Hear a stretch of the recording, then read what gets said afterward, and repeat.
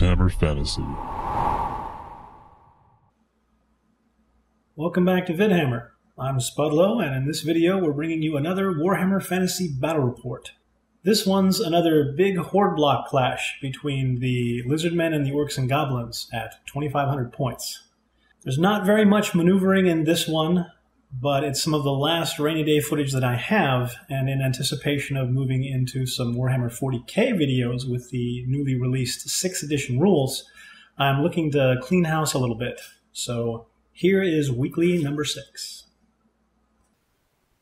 This is a Blood and Glory matchup with the Lizardmen starting out on the right side. The fence on the right is a standard wall, and the marsh is an Earthblood Mire, giving units a 6+ regen save if they're mostly inside. I was only spectating for this battle, but I'll try to give as much insight as I remember. The Lizardmen player starts out with a unit of 40 Saurus warriors that he puts near the end of where his battle line is going to be. This Lizardmen list uses 2 Saurus blocks of 40, a Temple Guard block of 40, and 2 units of 5 Chameleon Skinks. This means with the first big infantry block down, you can already tell how the battle line is going to be set up. This gives the Orc player a bit of an advantage, but the Lizardman player made the starting choice to try to utilize the wall on his side. He could have placed his central Saurus warriors first, giving him the option to deploy into the forest, but given the location of the building, I think everyone involved knew how things were going to turn out. The Orcs have 3 horde blocks as well, Black Orcs, Savage Orc Biggins, and Orc Boys. Knowing that the Slann and Temple Guard are going to end up in the center of the Lizardmen, the Orc player puts his Black Orcs across from the first Saurus, probably figuring some casualties will be incurred from the lower unit due to the swamp, and it might as well be cheap Orcs. The majority of the battle line plays out as anticipated. The Temple Guard face off against the Savage Orcs, with a few Mangler Squigs thrown in to spice things up.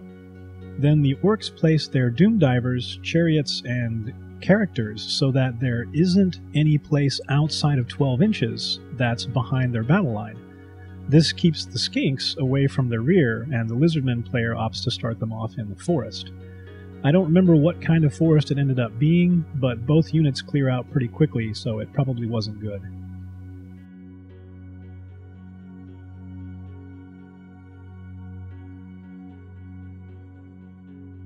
Character-wise, the Lizardmen have a Slann in the Temple Guard with Becalming Cogitation that's a Lore Master of the Lore of Light.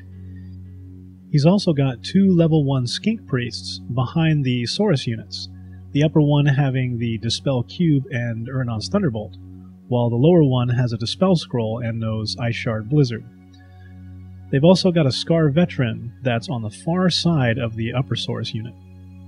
For the Orcs, there's a level 4 Savage Orc Great Shaman with the Lucky Shrunken Head to give the Savage Orcs a 5+ ward save, very handy, and the Talisman of Endurance, and he knows Brain Bursta, Fist of Gork, Headbutt, and here we go.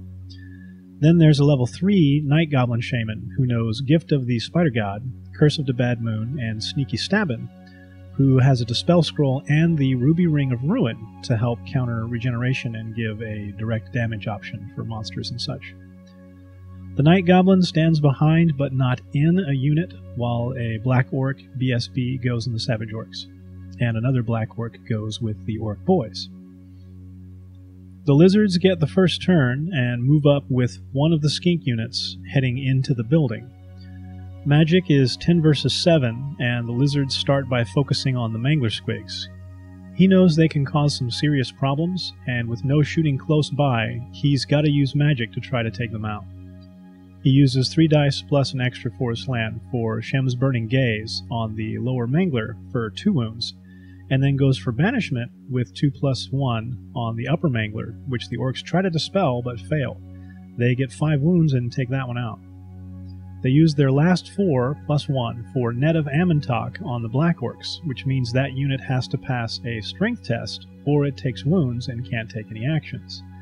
This is handy for making someone else's battle line uneven, forcing them to either go forward without part of their battle line there or wait for that section to catch up. For shooting, the Skinks shoot for the lower chariot with no effect, and the Orc Boys for a single wound.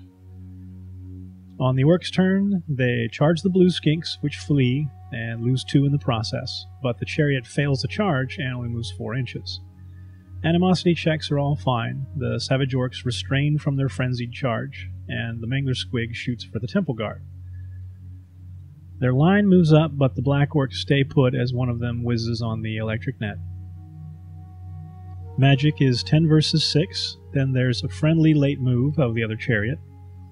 They use 5 dice for Edbutt on the slan, but the range fails.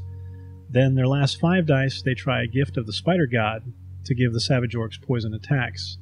They get Irresistible Force, but since the Night Goblin is actually not in a unit, there doesn't end up being any damage in the backlash. Finally, shooting, the Doomdivers shoot for the slan. The first misfires and skid marks into the hill, while the second takes out 5 Temple Guard. On the second turn, the Skinks continue to run through the Blue Saurus, who pass their panic check, and there's no other movement.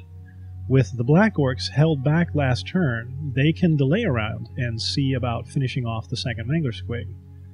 Magic is 8 against 4, and lo and behold, they use 3 dice plus 1 to cast Shem's Burning Gaze on the Squig with Irresistible Force, taking it out, and they redirect the miscast to the Savage Orc Great Shaman with the cupped hands of the old one. I don't think I mentioned that before. The slan had cupped hands and decided to use it right now. And it takes out 2 Savage Orcs, but it also still removes 4 power dice, so not much you can do about that. They use their last dice to recast the net, but it gets dispelled. In shooting, the Skinks that aren't soiling themselves shoot for the chariot and are able to do 2 wounds. On the Orcs' turn, the Orc boys fail their animosity, but the Black Orc beats them into compliance. The Savage Orcs restrain from their frenzy charge again, and the line moves up and evens out. The rear chariot is apparently a pizza delivery truck, so it takes off behind the battle line, not really sure what it was hoping to do. Maybe squeeze through the line somewhere, but seemed rather bizarre. The lower one moves up right alongside the building, and this was a point of some debate. He could have taken a turn to move around the house, then try to get a charge for the second round of combat, but by moving in front of the building, he prevented the Skinks from being able to move out of the house and take a possible shot at his Goblin Shaman, who was standing all by himself. Magic was 5 against 3 this round. He used all his dice for Gift of the Spider God, but it was dispelled with a scroll. Finally, for shooting, both Doomdivers shoot for the slan again, both get direct hits, and neither causes any wounds. On the third turn, with all the road bumps cleared, the Lizards make a full assault with all 3 infantry units, and the soiled Skinks even manage to rally. Magic ends up 11 against 6. They cast Speed of Light, which gets dispelled with a scroll, then Barona's Time Warp, which gets dispelled with dice, and finally Ice Shard Blizzard, which fails. For shooting, the Skinks pelt the chariot again and are able to finish it off. Then it's combat. In the lower melee, the Orc boys do 4 wounds and take 9 in return. They lose the combat by 7, run, get cut down with the Saurus overrunning 11 inches. In the upper combat, the Green Saurus get hit with 7 wounds and only do 5 in return. The Orcs still lose the combat by 1, but they're steadfast and pass their break test. For the central combat, the characters don't enter a challenge. They do some wounds, and the Savage Orcs get 13 themselves, but the Temple Guard are able to get 4 unsaved wounds on the Great Shaman and kill it. We didn't realize it until we had made a few more rolls, but since this is Blood and Glory, the Orcs had actually fallen to 3 breakpoints by losing their general, and lost the engagement. Once again, another example of how scenario situations can be graphic equalizers against horde formation tactics. Thanks for watching this battle report. Be sure and check back for new videos each week. Do us a favor and subscribe, like the video if you want to see more, and send us a message if you have any tactics or matchups you'd like to see. Till next time from the Vidhammer crew, keep fighting.